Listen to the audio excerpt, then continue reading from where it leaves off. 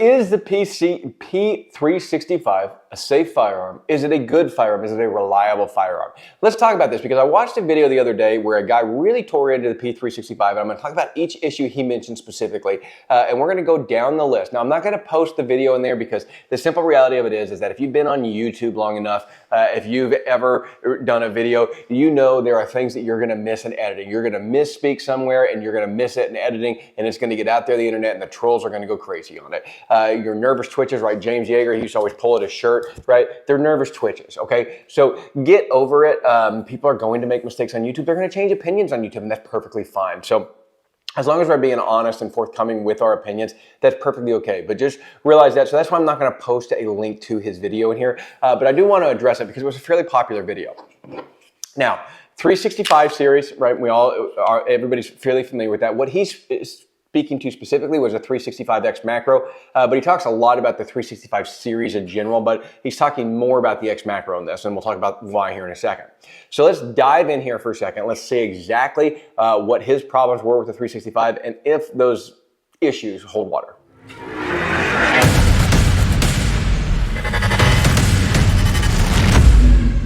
So let's talk about the 365 and the issues that he's having with it. And the first issue that he mentioned is the finish on it. Now, he's having rust coming on the outside of the gun, on the inside of the gun. He says he's getting surface rust everywhere. Now, you couldn't see the rust from the video, so I don't know how much rust it actually is that he's dealing with. But let's just think more anecdotally on this. Are we having an issue with this particular gun? Well, let me tell you what this gun has been through. This gun, I have, as a general rule, when I get a new carry gun, I tend to not clean them real well. I tend to just let them get broken in, and then I'll go through and do a nice detailed cleaning on them. And so I'm still in what my opinion of a break-in process is with this gun, and that's about 3,000 rounds through it. And so 3,000 rounds over the last 6 months, I've carried this every day. Now, I've carried this in the Alabama heat, right? So you're sweating, you've got high humidity. I've carried it in the heat, in the winter. I've taught classes in the rain like I did yesterday. I taught a class yesterday in the rain with this gun where we're setting them on top of barrels. Those barrels have puddles of water in it. I don't care. The gun goes in the puddle of water. It's not a big deal. And so I don't really worry about that aspect with it with my carry guns. If a gun can't handle that, then it's not the proper gun for me to be carrying. And so it's part of my testing and kind of break-in process. I'm also going to go ahead and tell you, I have not lubricated this. I have not oiled this, not one time since I purchased it. I took it out of the box, went and test fired about 500 rounds through it, and then I started carrying it, and I'm getting it broken in now as far as that aspect of it. I do always do that test fire of about 500 rounds for every gun before I'm going to carry it because I want to make sure it's reliable enough to carry. But the simple fact is that with all of that abuse, I don't have a single speck of rust on this gun.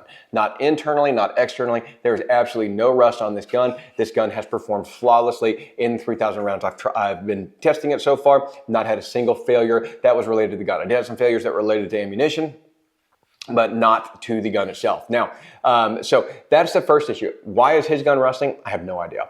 There's a number of reasons that it could be. It could be that he got a manufacturing defect, a lemon in the finishing process. I don't know. I don't know enough about the finishing processes, but the finish on mine has been stellar. On all the ones that I have used and seen on my wife's has been phenomenal. We've had no issues with it. Sounds more to me like he got some type of lemon in manufacturing and just needs to address that with a SIG. SIG has pretty good customer service, and they'll take it back and redo it as they need to. So not a big issue. Now, the other issue that he has is he has an issue with the ported barrel, right? Or not ported barrel, the ported slide, the compensated slide on here, right? You can see that this doesn't actually have a compensated or a ported barrel. It has just a compensated slide. The barrel comes back, and they see that's where the barrel actually begins. So just the tip of this is compensated. Now, the advantage to this type of compensator is that it's not as finicky with ammo. If you don't have enough velocity in your round, sometimes if you have a ported barrel, it won't actually reset your slide or cycle your slide fast enough or just simply far enough. And so what ends up happening is you end up with some unreliable ammunition feeding issues. SIG made this as a carry gun, and so they didn't want to have reliability issues, but they wanted to control the snappiness of the smaller pistol. And so because of that, they just compensated the slide. Now, his argument here is he says the slide comes back before the bullet leaves. And so because of that, he says when the slide comes back before the bullet leaves, then at that point in time, the bullet's already gone. And so the gas is expanded afterwards. And so the compensator doesn't do anything. I disagree with that. And I disagree with that for a number of reasons. One, proof is in the pudding. look at my compensator right there. You can see carbon fouling, you can see lead fouling, you can see that that compensator is absolutely getting used. It's a simple physics question, really, because the simple fact is that force equals mass times acceleration. The mass of this slide is substantially more, many times more than the mass of the bullet going out the barrel. So that bullet's going to leave that barrel before that slide starts to cycle. And again, we can justify that when we look at what happens to the barrel when a slide comes back. When that slide comes back, that barrel unlocks, and that barrel is now aimed way up in the sky like that. Okay, I know that looks like I'm pointing at my hand, but I'm not. But anyways, it aims up way up in the sky like that. And so if that was the case, then those bullets would be getting a very high trajectory, and it would no longer be very accurate. And so also, because of that, that barrel moves inside there. So the bullet is actually leaving the barrel before that barrel unlocks itself and drives the slide back, okay? So the bullet's moving substantially faster than the slide is. This is why your recoil springs actually really come into play in picking the right size recoil springs. I can't take a Glock recoil spring and put it on this gun, even if it fit and was the same geometric dimensions on there, it wouldn't work because the Glock slide is heavier than this slide, and so this would not cycle reliably with that. You'd have problems with that. The inverse also being true. So that's one of the issues that we run into this. So the simple fact is the physics of his ideology there really don't work, okay? And so, and again, even without the physics argument, the proof is in the pudding. We see the fouling on the carbon buildup on that ported barrel, or on that compensated slide, I mean. And so because of that, we know that it is without question working. How much it helps is the only debate. But the simple fact is that it does work, and that it does produce those gases upwards, driving the barrel down. Whether it's a negligible amount or not is the portion that's up for debate on there. Now, the other issue that he had is he does have an issue with the magazines, and he says the magazines are $65.